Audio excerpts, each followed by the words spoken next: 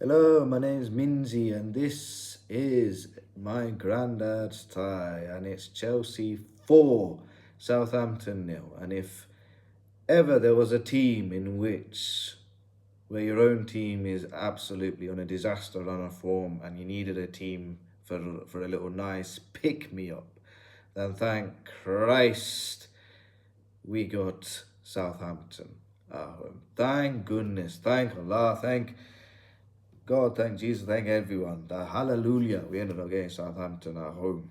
Because my goodness me, they are terrible. They are absolutely shocking.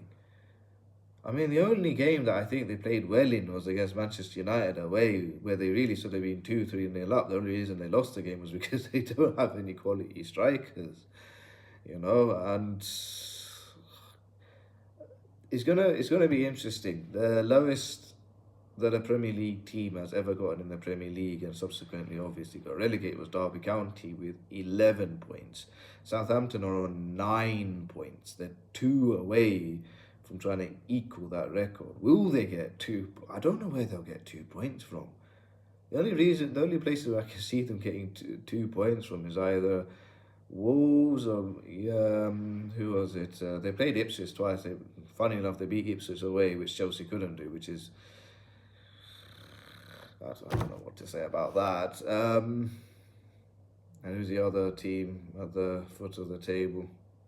I keep forgetting. Leicester City. They might, they might get 3 points of Leicester City.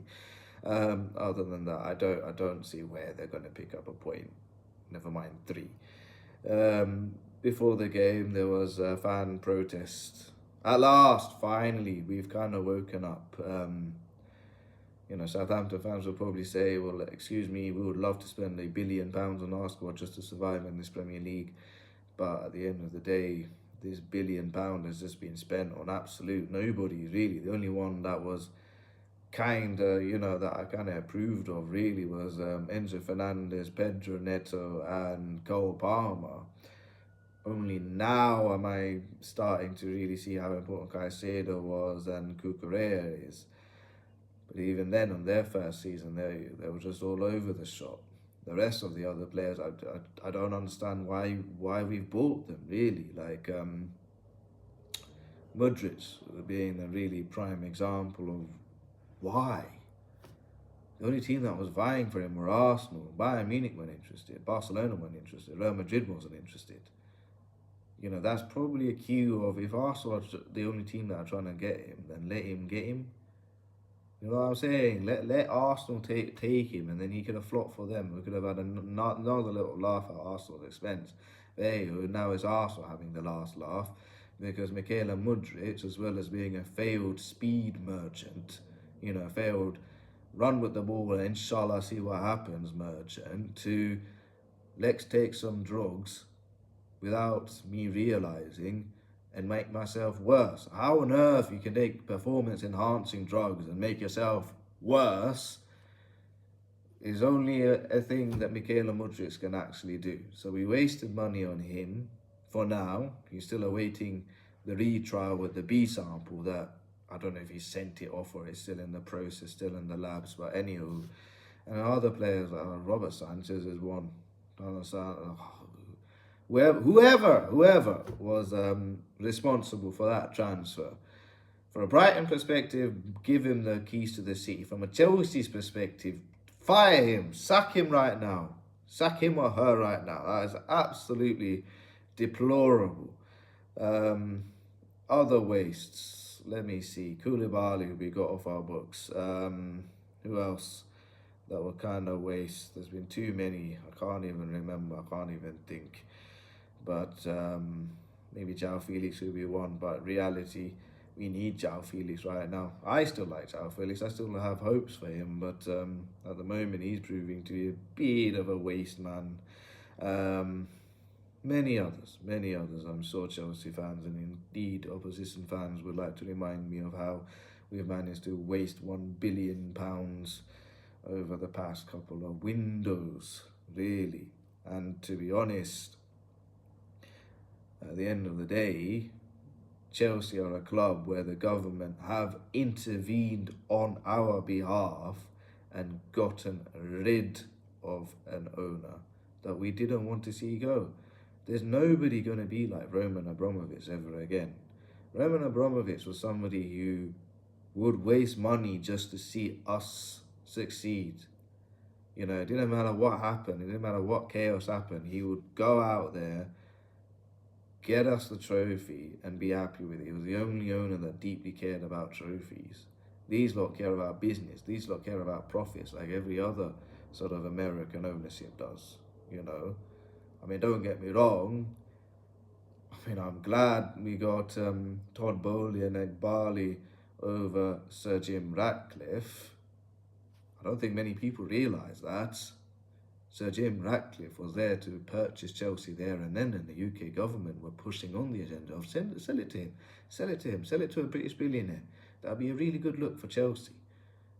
You know, they're really pushing it. Thankfully, the buck stopped with Roman Abramovich. He decided who he needed to sell it to, and he decided to sell it to, you know, Todd Bowley and Igbali because they were the best amongst the worst.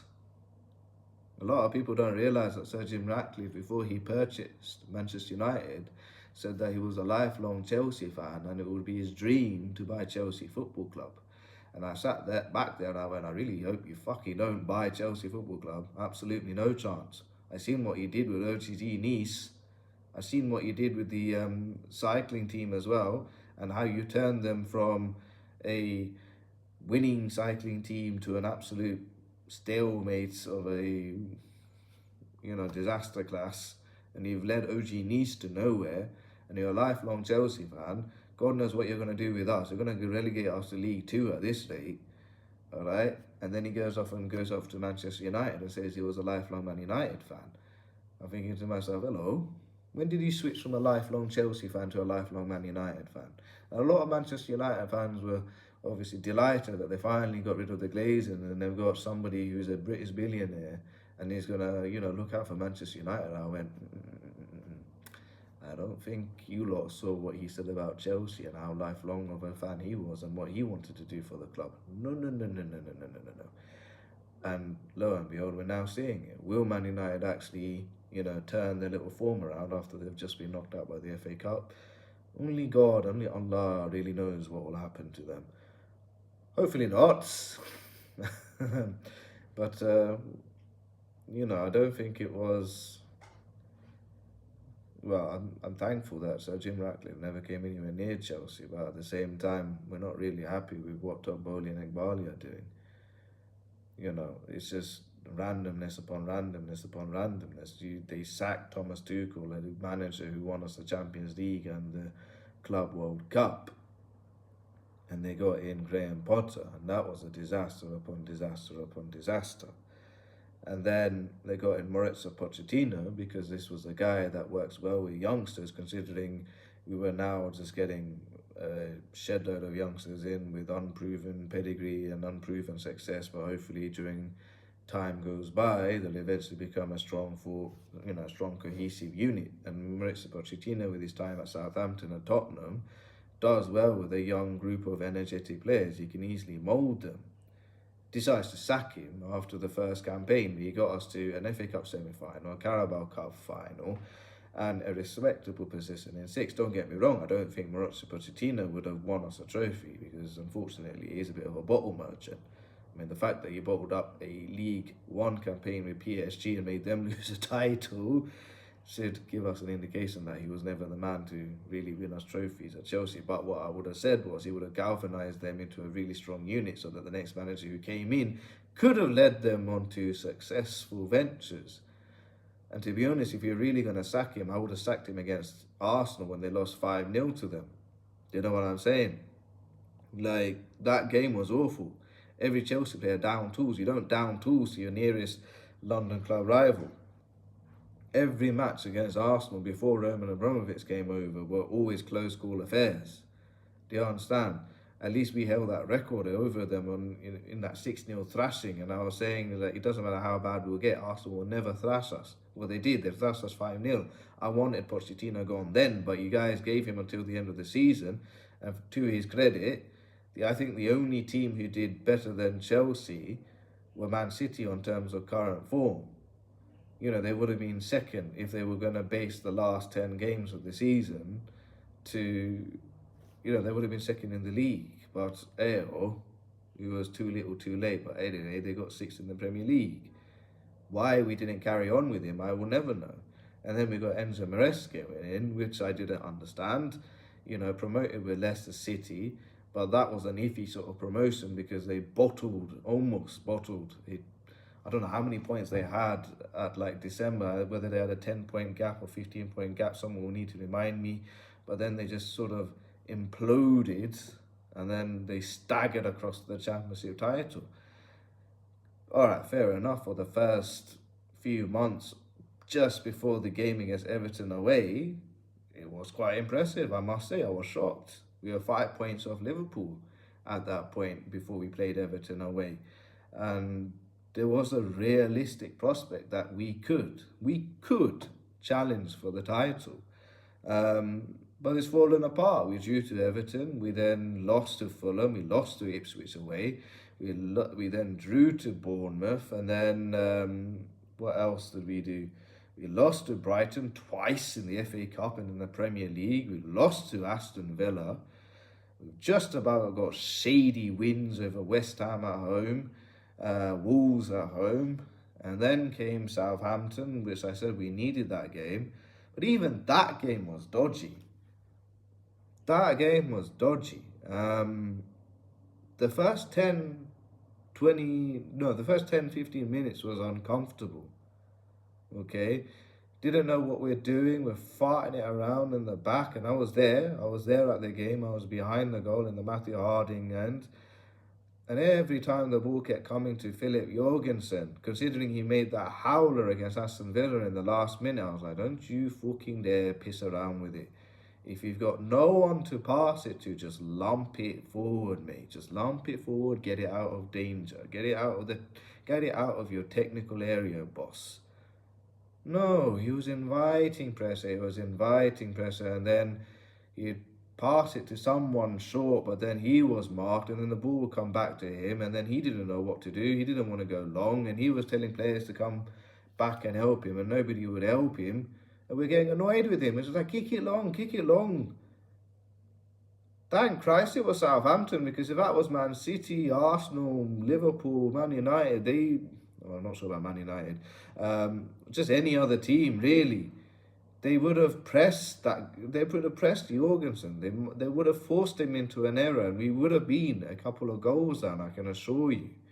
As such, Southampton, I've got no clue. They were there giving a sort of half-assed pressure, but they didn't do anything with that half-assed pressure. There should have been two men trying to like 2-foot Jorgensen, but they just stood off him. So, like I said, thank Christ it was Southampton, but it was still uneasy. Like I said, we were saying, Jorgensen, kick it long. We didn't say Jorgensen, nationality, kick it long. Cough, David Coop, cough. Anywho, but there is an interesting point that Enzo Maresca made, which I don't think will help him. So he said, if I quote, with his dodgy internet connection, that doesn't seem to be coming on anytime soon. Here we go. He said, his message to Philip was, if you play a long ball, I will change you. They have to follow the plan. That doesn't scream confidence to me, hearing those words from a manager. You can't say that to your goalkeeper. You really can't. It's a fragile position as it is. I know, I'm a goalkeeper.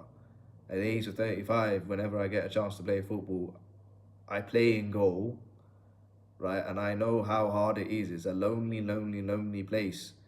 Yeah, it's way more lonelier to be a goalkeeper than it is to be a striker. At least as a striker, you can score a 2-centimetre tap-in and be praised left, right and centre. As a goalkeeper, as soon as you make one mistake, you're seen as the biggest dickhead in the whole wide universe. All right? Mr. Dickhead Worldwide. All right? And me as a goalkeeper, if they see me trying to do rainbow flicks, scorpion kicks, kick-ups, or like, you know, step-overs, trying to take the players on, someone from my own team will 2-foot me in the shins. All right? Whenever I have the ball at my feet, this is what I do. I have one look. Left, middle, right. That's all I do, one look. If I can see someone, I will pass it straight to him. All right? If I see no one, I am launching that motherfucker all the way to Karachi, okay? I am not going to piss about with that ball. It's very simple. I am not going to fart around with that ball. All right, and I'm certainly not going to be doing step overs anytime soon, not with my geriatric legs. All right, so please, for the love of Christ, Jorgensen, if you are going to get dropped, then at least do the sensible thing and just make sure you don't lose possession, concede possession, and then end up conceding a goal. If you have to kick it long, kick it long. We don't mind. Sometimes a short pass is not always on. As such, Chelsea go 1-0 up from a corner on the right. Flick on by Adebayo, and then Nkunku scores, and up comes a balloon celebration just before the corner kick. Cole Palmer, he has a shot that was blocked by Aaron Ramsdale. Bloody Aaron Ramsdale. And then slowly they go 2-0 up. Ball given away from the Southampton player. Gives it straight, I don't know who he passed it to, but he releases it to Nkunku. Nkunku waits for Pedro Neto to make a marauding run from the right to the left. Nkunku passes it to the left into Nkunku passes it to his left to Pedro Neto, who lashes it home into the back of the net. That was a quality finish to make it 2-0. Then 3-0 came along, free kick, put into the box. Some atrocious marking, and Levi Colwell, the Bengali, scores a beautiful header into the back of the net. 3-0, game's pretty much done and dusted. Second half was a breeze. I did appreciate the substitutes that came on. It was all youngsters. One of the youngsters, Tyreek George, with the Chelsea fans singing, he's one of our own, he's one of our own. Tyreek George is one of our own. I have huge hopes for this young man. I hope I see more of him play, really. He's the only guy who just comes in and says, you know what, I'm going to take my man on, I don't care. You know, he's the only one that plays with a bit of enthusiasm, a bit of, you know, he's actually got balls. This kid has actually got balls. He'll actually try to do something, all right? So credit to Tyreek George. He took his man on the right-hand side, cuts the ball back to Cucurella, who slams it into the back of the net to make it 4-0 to Chelsea, and 3 points. Comfortable in the end. Not overhyping it by any stretch of imagination. It's only Southampton. We obviously had a break from the weekend because we're not in the FA Cup, which is a big shame. It's annoying as it is, because we would have played Newcastle United away, and who knows, we could have won that game. They didn't have Isaac, they didn't have their talisman there. Actually, who am I kidding? Newcastle would have battered Chelsea. Newcastle would have absolutely disposed of Chelsea there and then. But who knows, it's a one-off game, you never know. They didn't have Isaac, we could have gone through, and then we would have played at home to Crystal Palace. And really, that FA Cup is really interesting. It can go to anybody in that FA Cup, really. You got Crystal Palace versus what was it? Bright? No. Hold on. I'm pretty much sure I got the draws wrong. FA Cup quarter-final draw. Let's have a look. So. Let's see the FA.com. What did they say the draw was? Yeah, well, I was right. Sorry, it was Fulham versus Crystal Palace, Preston North End versus Aston Villa, Bournemouth versus Manchester City, and Brighton and home versus Nottingham Forest or Ipswich Town. That FA Cup can go either way. I really hope Bournemouth beat Manchester City and knock them out. I really do. Then the FA Cup will go to a team that is not traditionally from the Big Six. You know, it would be wonderful to see someone of Preston North End try and win it. Otherwise, Fulham, Crystal Palace, Brighton, or it's just, I imagine if Brighton would have won it, man. Jesus Christ. Imagine if Brighton would have won it. Anywho, dreams gone. FA Cup dreams gone, so that's long gone. Chelsea, they weren't involved in FA Cup action, like I said, going off tangent slightly. Our next task is Copenhagen away, in which my friend Kunal was asking, why aren't you going? You waste, man. He probably raises a point, but until then, I will see you for that game. Goodbye, good night, and God bless, I guess. Bye.